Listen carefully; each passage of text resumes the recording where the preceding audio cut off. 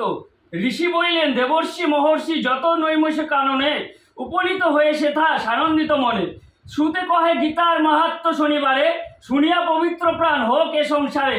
সূত্র বলিলেন, তবে সুত মণিদের অগ্রহ করিয়া গীতার মাহাত্ম্য কহে পুলকিত হিয়া।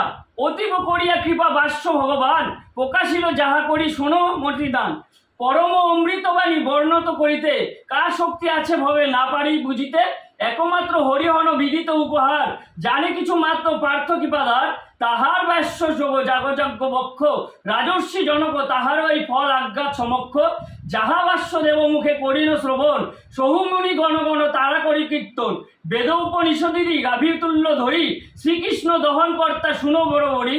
দুগ্ধ হয়ে গীতামিত্র বৎস ধনঞ্জয়, সুখে পান করে সুধি গণ অতিশয়। কৃপা হইয়া প্রতিনিশা পার্থের সারথি যে কর্ম, সধিলেন জগতের প্রতি মহাসুখে আনন্দের চরণে তাহার। ভক্তিতে প্রণাম সবে করি বারবার, গীতারূপ মহতির করিয়া আশ্রয়। জ্ঞানীগণ অনাশয় ভবপারে হয়, তব জপ যোগ কবে করে প্রভুগণ। রবিভাবে গীতা জ্ঞান না পাবে জড়বন, মক্ষ লাভ যদি সে চায় পরিবারে।